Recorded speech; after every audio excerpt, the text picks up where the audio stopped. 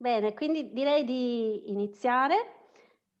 E di nuovo vi saluto e vi ricordo che questa è diciamo, lo definirei un news meeting, nel senso che stiamo illustrando una novità normativa molto, molto utile per le start-up innovative. Fa parte quindi dei cicli di incontri che Agenzia Lavoro e Sviluppo Impresa cura per la Regione, in modo da rendere tutte le opportunità regionali più conosciute e più fruibili da tutte le imprese. Vi do solo 2 numeri che hanno chiuso il 2020 per noi molto impegnativo. Abbiamo coinvolto più di 2.600 operatori e imprese in questi incontri insieme ai nostri partner, di volta in volta i cluster, i parchi scientifici, ma anche gli investitori, e quindi per esempio Unicorn Trainers è stato partner con noi in tante iniziative. E quindi noi pensiamo, diciamo, di restituire valore a quello che è il progetto di Agenzia Lavoro e Sviluppo Impresa, e in questi giorni stiamo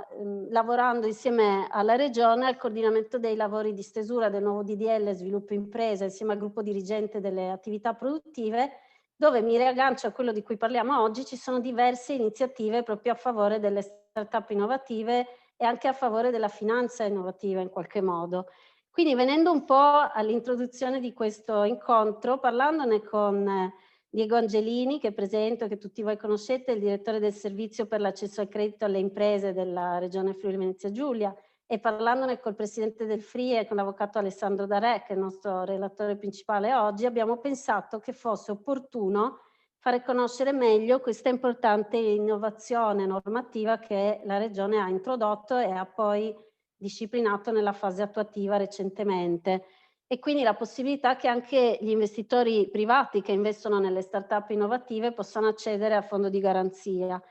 Andremo quindi a vedere più nello specifico come funziona questa innovazione, e tenendo presente che fa parte di una serie di misure che si vogliono dare per sostenere le start-up innovative, che spesso, anche nel dialogo diretto che hanno con la nostra agenzia, ci rappresentano come il tema non sia solo avere il contributo per l'investimento singolo che viene effettuato, oppure avere il sostegno importante dei nostri parchi scientifici, delle università, nei servizi, nell'incubazione, ma è anche importante avere a fianco di questo, avere, diciamo, un supporto proprio finanziario che, entrando nel capitale, consente di realizzare la crescita che è prevista ovviamente in un business plan di prospettiva. Quindi è un po' la benzina che serve per mandare avanti concretamente e complessivamente il progetto delle start-up innovative. Noi come agenzia siamo molto attenti a questo target di impresa, e quest'anno, ve lo dico subito per le start-up che sono presenti, vogliamo conoscervi ancora di più. Abbiamo fatto l'altro anno delle iniziative di presentazione delle start-up innovative della nostra regione ad altre imprese più strutturate, perché pensiamo che ci sia bisogno di sostenere le start-up non per le start-up solo, ma proprio per tutto il tessuto produttivo regionale. È una richiesta che ci è venuta proprio dalle aziende più strutturate, di poter avere collaborazioni con le start-up e conoscere meglio le loro attività, e quindi noi quest'anno vi contatteremo anche singolarmente per conoscere meglio il vostro business, conoscere i vostri fabbisogni, capire che cosa può fare l'agenzia, che cosa sta facendo la regione, se conoscete tutte le misure, e quindi faremo un'attività di un colloquio empatico con le aziende proprio con questa finalità. Diamo la parola all'avvocato Darè, che credo condivida con noi anche una presentazione che poi sarà a Sì, vostra disposizione. sì, buongiorno a tutti. Ringrazio innanzitutto l'agenzia e la direttrice per questa iniziativa. Insomma, stiamo cercando di lavorare anche per portare sempre di più sul territorio, anche con gli strumenti moderni, la comunicazione dell'esistenza anche delle misure. Quindi l'agenzia su questo sta facendo un lavoro importante, e diciamo anche noi come FRIE in generale, come mondo FRIE, ci siamo messi a disposizione. Sì, anticipo e faccio una premessa, anzi scusate, torno un attimo indietro, saluto anche perché abbiamo in linea sia la dottoressa Paola Del Neri, che è la neosegretaria del FRIE, nonché il dottor Giovanni Liverani, che è il neosegretario del Fondo Sviluppo dal 1° di gennaio del 2021, e soprattutto la dottoressa Del Neri sarà quella che poi anche, diciamo, riceverà fisicamente le domande e ovviamente poi le istruirà anche per il comitato. Mi associo anch'io nel saluto di 2 colleghi veramente... Esatto. Due colonne portanti, diciamo, del mondo FRIE. Sì, allora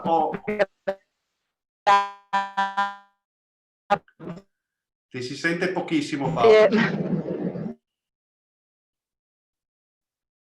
Probabilmente volevo solo ringraziare, dopo chiuso, perché effettivamente sono col telefonino e ho pochissimo campo. Grazie di tutto comunque. Sì, dunque io ho preparato delle slide che poi l'agenzia metterà a disposizione di tutti i partecipanti, e premetto che sono abbastanza, diciamo, ampie e anche vanno abbastanza in profondità nel dettaglio del regolamento così come aggiornato, ma ovviamente in questa sede su alcuni temi faremo un volo molto veloce. Vi spiego, ad esempio, dentro le slide ci sono tutte, si approfondiscono i temi sia della normativa europea sia della normativa italiana in tema di start-up innovative, che credo sia un po' anche superfluo ricordare qui chi sono le start-up innovative secondo i requisiti di legge, mentre mi concentrerò molto di più sulla parte centrale, cioè su come funziona la garanzia e soprattutto su come è stata implementata questa innovazione dell'apertura agli investitori indipendenti, che crea delle criticità, diciamo, in rispetto soprattutto alla valutazione da parte del comitato che io presiedo, proprio perché non abbiamo più uno schermo di un investitore istituzionale che invece fa lui l'istruttoria, come accade per un fondo sviluppo o un FRIE, in cui abbiamo, non so, la banca, ad esempio, che ovviamente ci fa la valutazione di merito creditizio, e vedremo come è stata risolta. Quindi io partirei subito, come si dice, in bomba, e quindi condividerei lo schermo con le slide, in modo tale che così potete seguire anche la mia esposizione. Allora, un attimo solo, eccoci qui. Dunque, mi presento, ovviamente io sono il presidente del comitato di gestione, la definizione giusta è di cui alla legge regionale numero 2 2012, bruttissima, ma conosciuto come comitato di gestione del FRIE. Sostanzialmente noi gestiamo tutti i fondi di rotazione, tra cui anche questo nuovo intervento che non opera, ripeto, come fondo di rotazione puro, ma come sezione per la concessione di garanzie. Dicevamo, e lo ha già anticipato il dottor Angelini, la disciplina di questo strumento sta in un regolamento che è stato approvato nell'autunno del 2019 sulla base di una norma di legge che era nella finanziaria del 2019, e che è stato recentemente, come vedete da questa slide, modificato con un'ulteriore delibera del Presidente della Regione di fine novembre, che, diciamo, era incentrata proprio sull'apertura agli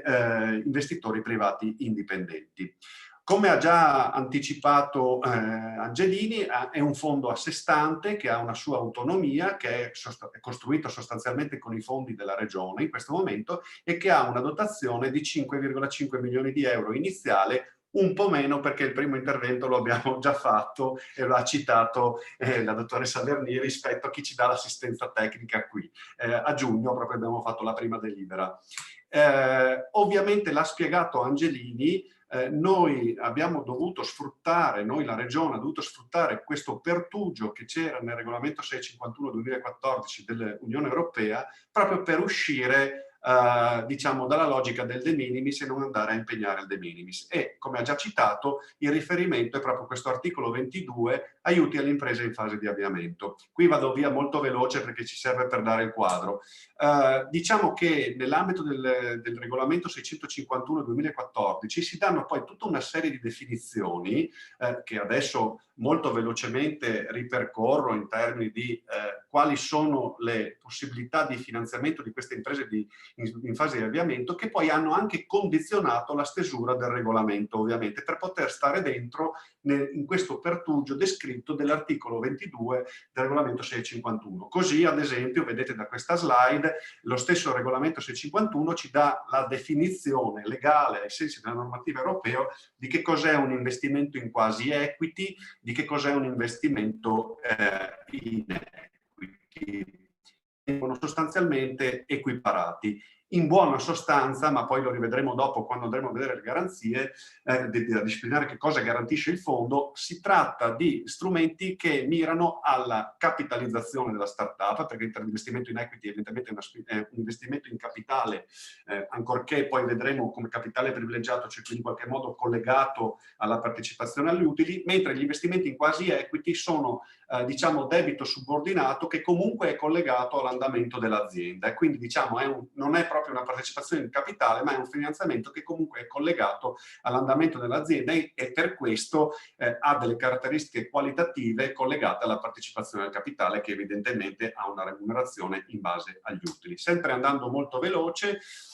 il regolamento consente a questo punto di intervenire, è in grassetto nella slide, non solo con finanziamento diretto, ma appunto anche tramite garanzie, ed è sulla base di questa normativa che si è costruito il regolamento. Lo vedete anche qui, la garanzia ovviamente deve essere rispetto a operazioni fatte da un terzo che apportano nuovi mezzi finanziari all'azienda e quindi anche lo strumento di quasi equity, quindi il debito subordinato, può essere oggetto di garanzia. Ovviamente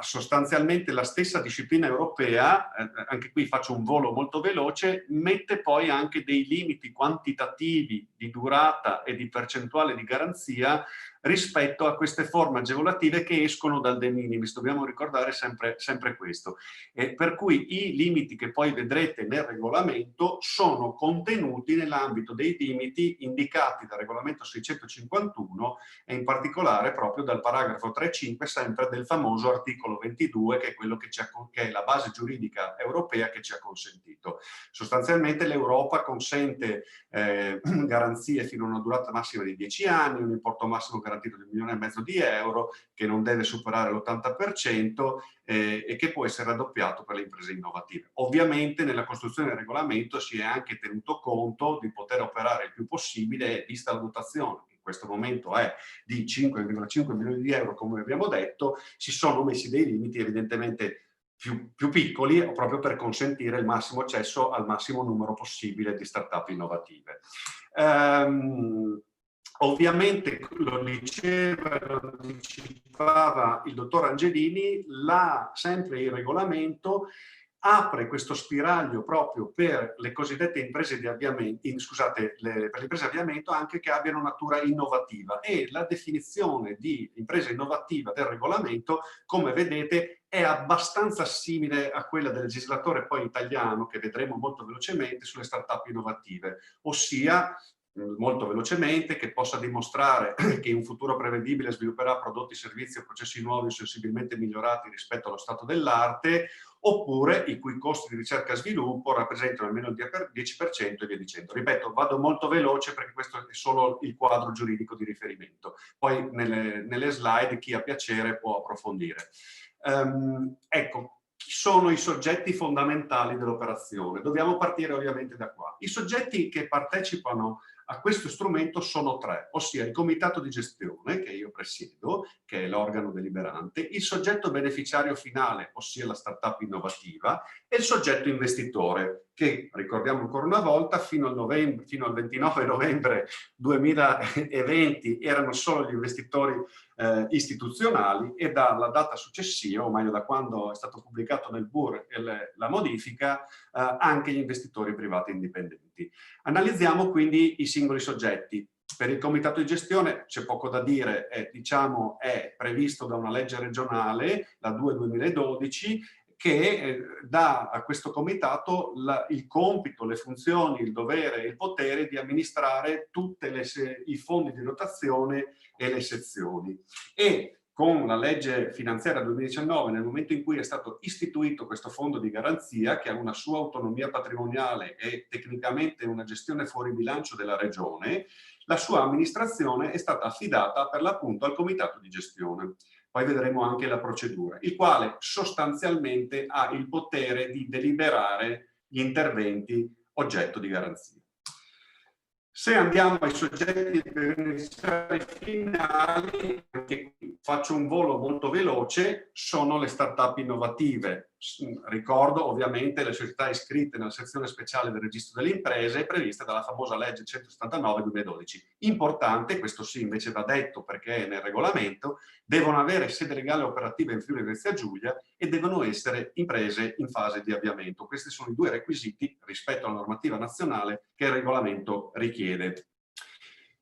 Anche qui, visto la platea, non sto a descriverti la disciplina della normativa nazionale sulle start-up innovative, la conoscete probabilmente tutti meglio di me, deve essere costituita da non più di 5 anni, residente in Italia, non deve essere quotata, il totale della produzione non deve superare 5 milioni, non distribuisce, non ha distribuito utili, deve ovviamente avere oggetto sociale esclusivo prevalente lo sviluppo, la produzione, la commercializzazione di prodotti e servizi innovativi ad alto valore tecnologico, non deve essere sostanzialmente nata come o spin-off o altre operazioni di natura societaria da parte di altre società esistenti, e poi deve avere i famosi requisiti che vengono richiesti ai fini dell'iscrizione nel registro, ossia spese di ricerca e sviluppo uguale o superiore al 15%, e vi faccio notare è un requisito addirittura più stringente da quello rispetto a quello richiesto dalla normativa europea che abbiamo visto prima, che era il 10%. Qui c'è tutto il meccanismo di quali sono le spese e come devono essere sostanzialmente descritte, da dove devono risultare, ossia del bilancio e quant'altro, e poi devono avere dipendenti o collaboratori in percentuale uguale o superiore al terzo della forza lavoro, il personale in possesso di titolo di dottorato di ricerca o che sta svolgendo il dottorato di ricerca, o in possesso di laurea che abbia svolto da almeno 3 anni attività di ricerca certificata, oppure, e ci sono altri requisiti, ripeto, volo molto veloce su questa parte, oppure il possesso di privativi di diritto industriale in relazione a ovviamente marchi, brevetti e quant'altro. Veniamo invece alla particolarità, che è quella appunto dell'articolo 22, che qualifica ulteriormente la startup innovativa come soggetto beneficiario di questo strumento di garanzia della regione, ossia il famoso articolo 22, già citato più volte, del regolamento 651 del 2014, cioè deve essere impresa in fase di avviamento, quello che noi il linguaggio comune chiamiamo startup. Anche qui la normativa europea ci dice che deve essere ogni piccola impresa non quotata, che per un periodo di 5 anni della sua iscrizione non ha rilevato l'attività di un'altra impresa, non ha ancora distribuito gli utili, non è stata costituita a seguito di fusione. Per le imprese ammissibili non soggetto all'obbligo di iscrizione al registro di imprese, il periodo di ammissibilità di 5 anni può essere considerato a partire dal momento in cui l'impresa avvia la sua attività economica o è soggetta a imposta per tale attività. Quindi vedete che anche questa definizione, come ha spiegato prima il dottor Angelini, è quasi perfettamente sovrapponibile, scusatemi, a quella della disciplina nazionale del 2012 della startup innovativa. Veniamo alla cosa più interessante, quindi chi possono essere i soggetti investitori? Allora, innanzitutto possono essere soggetti investitori queste 3 categorie: gli intermediari finanziari, le società di partecipazione. Ricordo che entrambe sono disciplinate dall'articolo 162 bis del TUIR, cioè del testo unico delle imposte sui redditi, e se le andate a vedere il 162 bis del TUIR troverete dentro società finanziarie, confidi, trovate dentro un po' di tutto. E la vera novità, quella che dicevo del 30 di novembre 2020, l'investitore privato indipendente. Chi è l'investitore privato indipendente? Sono le persone fisiche o giuridiche diverse dagli intermediari finanziari e dalla società di partecipazione che investono fondi propri in soggetti beneficiari finali, ossia le start-up innovative che abbiamo visto prima, senza essere soci della start-up innovativa e sostenendo interamente il rischio dell'operazione. Capite subito da questa definizione quindi che può accedere allo strumento chi oggi non è socio della startup innovativa, quindi non vi può accedere l'attuale socio della startup innovativa, quindi deve essere un nuovo soggetto terzo rispetto alla startup innovativa che intende investire nella stessa. Poi io qui nelle slide, per comodità di comprensione, ho diviso sostanzialmente, perché hanno modalità di accesso diverse o requisiti diversi, ho qualificato i soggetti investitori come professionali, e vi faccio vedere la slide successiva subito, ed indipendenti. Perché questa definizione? Perché il regolamento, così come risultante dalla ultima modifica, prevede questo. La regola generale è questa: i soggetti investitori, quindi chiunque, anche il privato indipendente, l'intermediario o la società, deve possedere i seguenti requisiti: attivo da almeno 5 anni, salvo che si tratti di persone fisiche, quindi la persona fisica ovviamente non è attiva da 5 anni, è attiva da quando è nata, ok? Avere effettuato negli ultimi 10 anni operazioni di investimenti in equity o di investimenti in quasi equity strutturati come capitale privilegiato in almeno 10 imprese. Quindi che cosa significa? Qui vengono qualificate sostanzialmente quelli che per vuoi caratteristiche soggettive proprie, nel senso che sono investitori intermediari finanziari o società di partecipazione, o magari anche investitori privati che però hanno fatto numerose operazioni, vengono qualificati in qualche modo professionali e si richiede che abbiano questi requisiti sia di numero di operazioni fatte sia di attività. Questi possono accedere direttamente allo strumento, ok? Nel senso, presenteranno e valuteranno un business plan, lo vedremo dopo, e accedono direttamente allo strumento. Qual è la differenza? La nuova norma prevede che in alternativa a quanto previsto per i soggetti professionali, cioè se non si è attivi da 5 anni per il caso della società e se non si hanno effettuato 10 investimenti in 10 anni, quindi se si è investitore privato indipendente di fatto, si può accedere ugualmente allo strumento a una di queste due condizioni. La prima, lettera A, che unitamente all'iniziativa presentata dal soggetto investitore è effettuato un corrispondente investimento di venture capital di importo almeno pari a quello dell'iniziativa medesima da parte di soggetti professionali, da incubatori di start-up innovative o da investitori a supporto delle piccole e medie imprese. Che cosa significa di fatto? Che se l'investitore privato indipendente, il classico business angel per capirci, vuole accedere alla garanzia con questo sistema della lettera A, deve trovare o un soggetto professionale, quindi un investitore un intermediario finanziario o una società di partecipazione, oppure un incubatore di startup innovativa o un investitore a supporto delle piccole e medie imprese che faccia un investimento pari al suo. L'altra possibilità di accedere, che lo vedete nella lettera B, è che la veridicità dei dati aziendali e la fattibilità del business plan del soggetto beneficiario finale sia attestata da un professionista indipendente attestatore. Vi faccio un attimo, apro una riflessione, perché ovviamente sulla redazione di questa norma si è fatta una lunga riflessione su come si poteva aprire agli investitori, tra virgolette, indipendenti, con da un lato aprendo agli stessi e dall'altro potendo avere la garanzia che la tipologia di investimento o l'investimento fatto fosse oggetto di una specifica valutazione da parte di un soggetto qualificato, ok? Nel senso che mentre prima, quando interviene l'investitore finanziario istituzionale o la società di partecipazione, questi sono soggetti professionali che hanno strumenti per poter valutare la fattibilità del business plan e l'opportunità dell'iniziativa, capite perfettamente che se arriva un privato che vuole fare un investimento in una startup innovativa, il comitato di gestione che io amministro non ha neanche diciamo, una strutturazione interna a livello di segreteria per poter fare una valutazione di merito dell'operazione, e quindi siamo posti il problema di come fare. E le due scelte, le due alternative che vedete alla lettera A e alla lettera B non è che ce le siamo inventate dal nulla, ma sono nate come spunti presi, diciamo così, da altre discipline in cui ci ponevano problemi simili e ci si è chiesti come si poteva fare. Allora, la lettera A trae come spunto, se qualcuno la conosce, dalla disciplina Consob in materia di equity crowdfunding, nel senso che la Consob per l'equity crowdfunding si è posta il problema giustamente che si sollecitava risparmio, che anche lì non c'era, diciamo, una valutazione in mezzo di un soggetto professionale che dicesse ok, questo è un buon business. Si è detta come facciamo a tutelare i risparmiatori, e il vincolo che ha posto nel regolamento Consob è stato quello di dire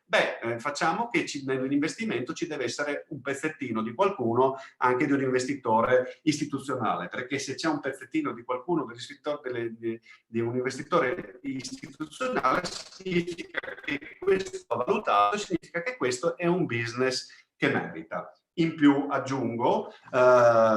che in una certa misura questo, non l'ho citato prima la normativa, ci era anche richiesto per certi versi dalla normativa comunitaria. mentre la lettera B è uno spunto che viene, ho visto che qui nella platea degli editori ci sono molti professionisti, tra cui anche dottori commercialisti che magari hanno dimestichezza con le procedure concorsuali, è uno spunto che viene dalla legge fallimentare, nel senso che, ad esempio, in materia fallimentare, in tutte le ipotesi in cui si debbono valutare diciamo, aziende, continuità aziendali, business plan, progetti di continuità o quant'altro, siccome evidentemente il tribunale, che è fatto di giudici, non ha le capacità di poter fare valutazioni del genere, si affida a delle attestazioni di professionisti indipendenti, in questo caso spesso sono commercialisti ovviamente, che devono fare, secondo delle prassi che ormai sono anche state diciamo ben disciplinate dalle rispettive categorie professionali, nonché dagli stessi tribunali, che devono fare delle valutazioni. Se poi andiamo ancora più nel dettaglio, restando alla lettera A, vi faccio notare che dunque la norma prevede che il coinvestimento paritetico possa essere fatto dai soggetti investitori professionali, cioè quelli che abbiamo visto prima, cioè quelli attivi da almeno 5 anni e che abbiano fatto 10 operazioni in equity negli ultimi 10 anni, oppure dagli incubatori di startup innovative, come disciplinate anche qui dalle leggi nazionali, oppure dagli investitori a supporto delle piccole e medie imprese, che anche qui c'è una definizione sostanzialmente più o meno della Consob, ossia persone fisiche e giuridiche che investono con strumenti finanziari o fondi propri in piccole e medie imprese per un valore di portafoglio superiore a 500.000 euro in possesso dei requisiti stabiliti dalla Consob. Quindi, tornando indietro e per fare il quadro, voi capite che quindi noi abbiamo l'investitore professionale che può accedere immediatamente e invece l'investitore privato indipendente che può scegliere due strade. Si fa affiancare o da un investitore professionale o da un incubatore o da un investitore a supporto delle piccole imprese, oppure si fa fare una relazione da un professionista attestatore indipendente. Chi è il professionista attestatore indipendente? Il regolamento ce lo dice. Anche qui non si è inventato nulla, nel senso che si è, anche qui, passatemi il termine, preso riferimento, scoppiazzato se vogliamo dire, anche dalla legge fallimentare, ossia il professionista indipendente attestatore è il soggetto designato dal soggetto investitore privato iscritto nel registro dei revisori legali, che rientra in una delle solite categorie, quindi avvocati commercialisti, studi professionali associati, oppure chi ha avuto particolare esperienza e comunque deve essere iscritto nel registro dei revisori legali, ossia diciamo quelli che normalmente fanno le attestazioni. Andiamo avanti, sempre il regolamento prevede poi delle norme piuttosto stringenti per evitare, tra virgolette, conflitti di interesse oppure situazioni che possono compromettere l'indipendenza di giudizio dell'attestatore, che capite ha una funzione fondamentale perché diventa lui il filtro rispetto al comitato di gestione, è lui che garantisce in qualche modo al comitato di gestione che il business plan è fattibile, che i dati aziendali sono corretti e quant'altro. E quindi c'è una serie di compatibilità, anche qui prese sempre dalla legge fallimentare, ossia non devono essere coniugi, parenti o affini entro il 4º grado, non ci devono essere rapporti tra gli stessi di natura personale o professionale che compromettano l'indipendenza e devono avere i requisiti di legge normalmente del codice civile e non aver prestato negli ultimi 5 anni attività di lavoro subordinato autonomo. Quindi questo passaggio che vedete dell'investitore privato indipendente è la grande novità che abbiamo avuto con la regolamentazione del novembre 2020. Come poi si svolge sostanzialmente il procedimento per la concessione della garanzia? Ovviamente il soggetto investitore presenta al comitato di gestione tramite la nostra segreteria e tramite la modulistica a disposizione l'iniziativa di investimento di venture capital di un soggetto beneficiario finale. Quindi si badi bene, è il soggetto investitore che fa la domanda, non la startup, tanto per essere molto chiari, perché ovviamente la garanzia è a favore del soggetto investitore. Okay? Poi vedremo in che misura. Importante, la domanda del soggetto investitore che chiede la garanzia deve prevedere, diciamo, un piano, poi vedremo con tipologie di investimenti che possono essere anche diversi, ma che in ogni caso deve contemplare l'acquisizione della partecipazione anche di minoranza, cioè almeno l'1% della startup lo deve comprare anche come capitale ordinario, tanto per essere chiaro. Quali sono gli investimenti garantibili? Ok, allora sostanzialmente noi abbiamo la lettera A, che è quello principale, ossia investimenti strutturati come capitale privilegiato da attuare mediante sottoscrizione di azioni o quote privilegiate con opzione put, ossia il classico caso di entro nel capitale con l'opzione di farmi ricomprare le quote tra tot anni o le azioni, ok? E la garanzia ovviamente opererà sull'opzione put di riacquisto, nella misura in cui il riacquisto per 1000 motivi non dovesse avvenire alle condizioni stabilite nell'accordo fatto con, diciamo, con le parti e con le start-up. Oppure può essere l'investimento in quasi equity, strutturato come debito non garantito e subordinato, ossia non come capitale, ma come finanziamento comunque collegato al risultato, questo è il quasi equity, rispetto alla quale ovviamente si chiede la garanzia, ma in questo caso, nel caso della lettera B, deve essere effettuato congiuntamente all'intervento di capitale privilegiato, lettera A, oppure a semplicemente un intervento di entrata nel capitale che però non sarà oggetto di garanzia, che è lo vedete esposto nella lettera C, con determinate proporzioni, nel senso che nel caso io faccia l'investimento in quasi equity con capitale privilegiato, quindi lettera A, il capitale privilegiato deve essere almeno un quinto dell'investimento in quasi equity. Nel caso io invece faccia l'investimento in quasi equity, che è oggetto della garanzia, assieme a un investimento in azioni o quote non privilegiate, quindi di semplice capitale, che comunque, ricordo, mi sono sempre richiesti, io devo avere almeno l'1% della startup e rispetto alle quali non c'è garanzia, l'intervento in capitale puro deve essere almeno 1/10 dell'investimento in quasi equity. Che caratteristiche devono avere questi investimenti? Devono avere una durata minima di 3 anni, da calcolare a partire dalla data di perfezionamento dell'investimento, o nel caso il perfezionamento avvenga in più tranche, perché potrebbe anche essere che ad esempio un finanziamento in quasi equity potrebbe anche essere con più versamenti nel tempo, dalle date di perfezionamento delle tranche dell'investimento, e la garanzia ovviamente entrerà in vigore in proporzione alle quote ovviamente erogate. Devono essere regolate da accordi di finanziamento che disciplinano le caratteristiche finanziarie, l'accordo tra le parti, le attività di assistenza tecnica e quant'altro, insomma il classico accordo o che poi può essere qualificato come patto parasociale, insomma le forme qui sono molteplici, che disciplinano o l'intervento di quasi equity o l'intervento con, diciamo, capitale privilegiato con l'opzione put. Ovviamente fondamentale è il business plan, ossia ci deve essere l'esposizione di quello che è la prospettiva futura della startup innovativa con i relativi risultati e anche ovviamente risultati che devono garantire che vuoi l'investimento in quasi equity sia restituito, vuoi che l'intervento di capitale privilegiato con l'opzione put sia poi l'opzione put porti effettivamente al beneficiario, diciamo, scusate, al soggetto investitore di recuperare le somme investite. Aggiungo, e l'ho messo come nota importante, nel caso di soggetti investitori indipendenti che procedono tramite il professionista indipendente, se ricordate, il professionista indipendente deve attestare non solo la fattibilità del business plan, ma anche la veridicità dei dati aziendali. Mentre negli altri casi, quando c'è soggetto investitore che è professionale o operazione di soggetto indipendente fatta da un investitore privato indipendente che decide di farsi affiancare con un cointervento paritetico di un investitore istituzionale, non è richiesta l'attestazione della veridicità dei dati aziendali, nel senso che si presuppone che ovviamente l'investitore istituzionale già verifichi che i dati siano veri, che il bilancio abbia fatto un minimo di due diligence e quant'altro.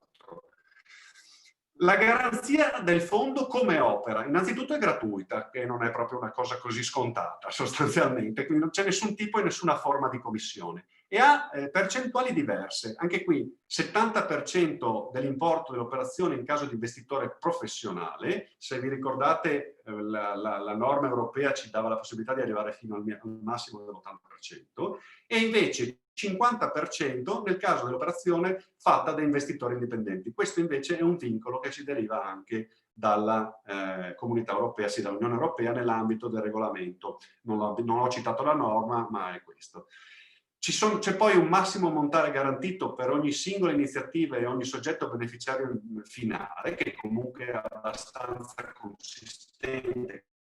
di euro. Tenete presente che il fondo, come ho detto prima, ha 5,5 milioni, che possono sembrare pochi o tanti a seconda di quanti ci accederanno, e soprattutto altre cose importanti: non devono sussistere o esistere altre garanzie sull'investimento, pena decadenza della garanzia del fondo. Per capirci, se c'è un investimento in quasi equity con un debito subordinato, l'investitore, che sia professionale o sia indipendente, se accede alla garanzia del nostro fondo, non può avere a latere, che ne so, una fiduzione bancaria, un'ipoteca dei soci originari della startup innovativa. Cioè, se si decide di ricorrere a questo strumento, che però secondo me ha una sua importanza, perché tenete presente che arriva fino al 70% e arriva fino al 50%, non ci devono essere garanzie.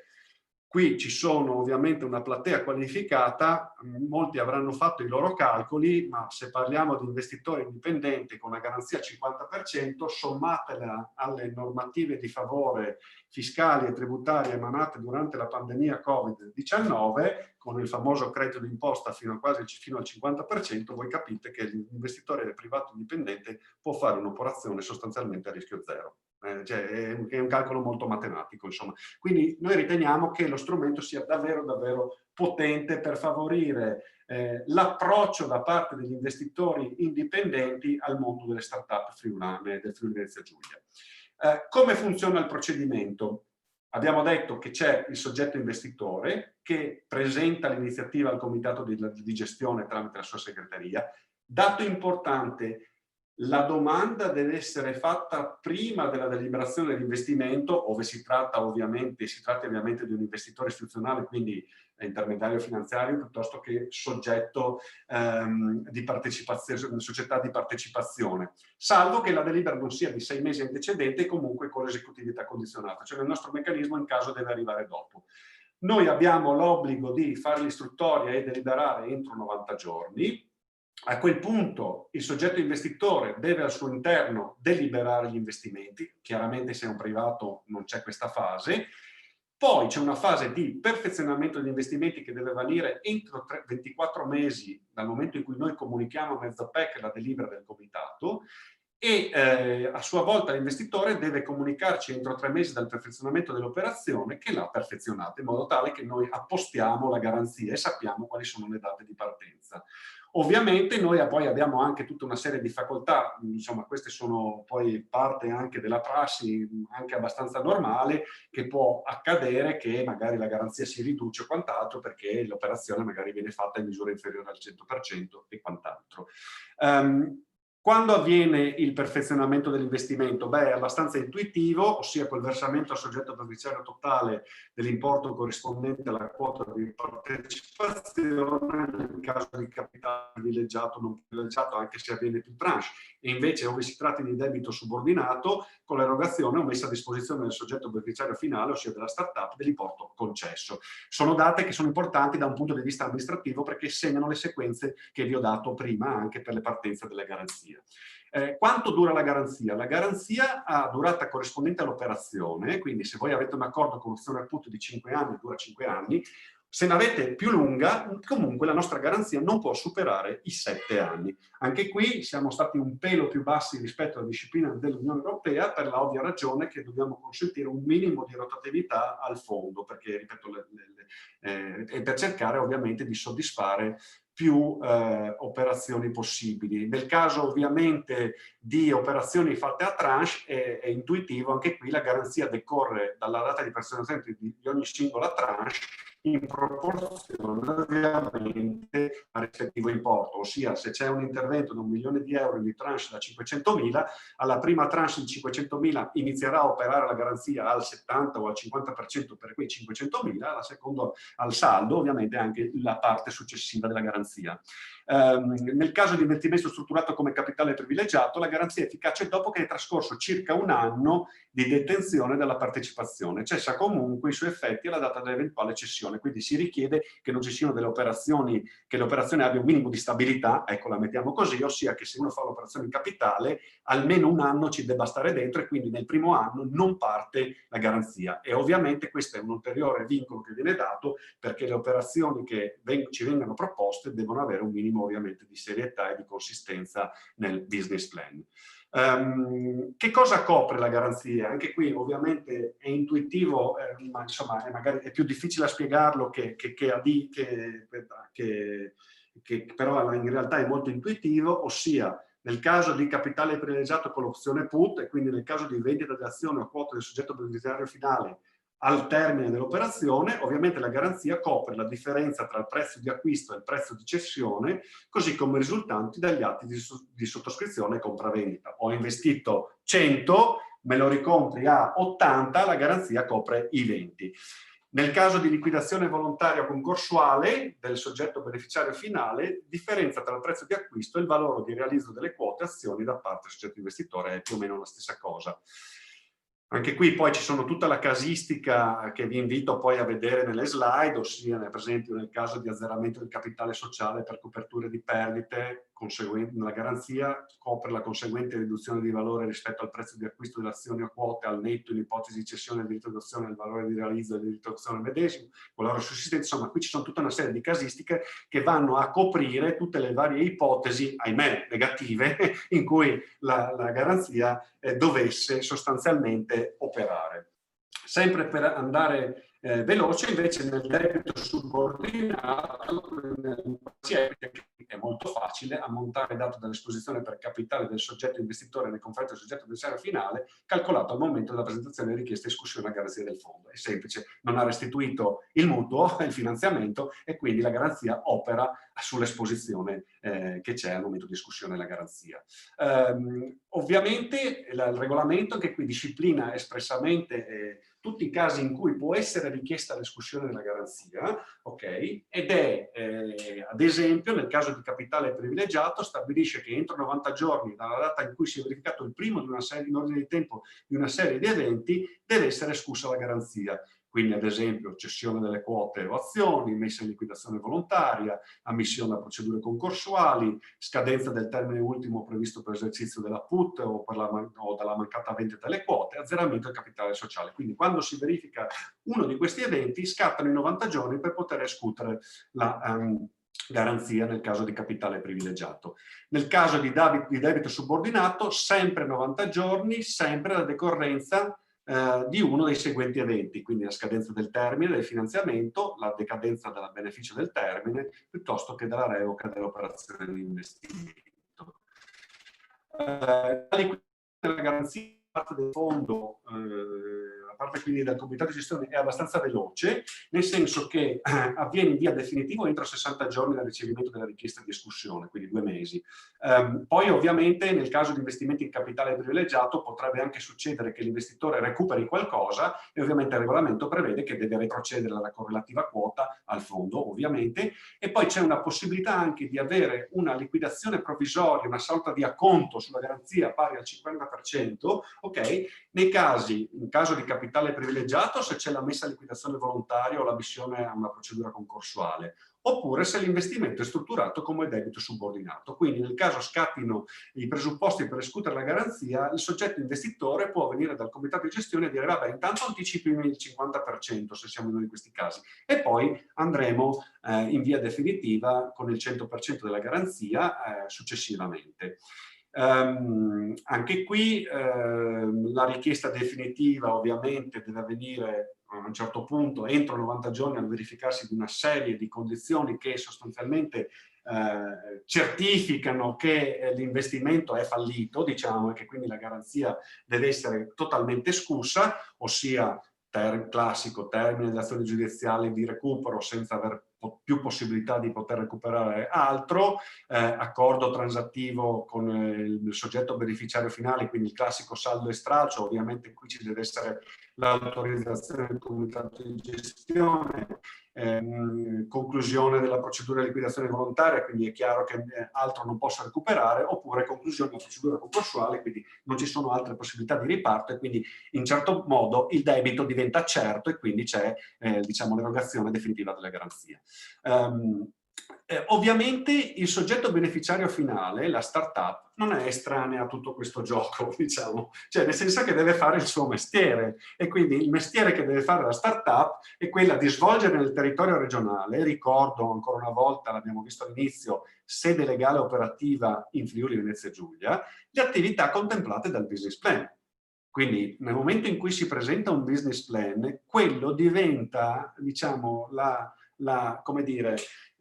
il regolamento della nostra garanzia, nel senso che noi concediamo la garanzia sulla scorta di quel business plan, ok? E quello devono realizzare. E per tutta la durata della garanzia del fondo, ovviamente mantenere sede legale operativa in Friuli Venezia Giulia,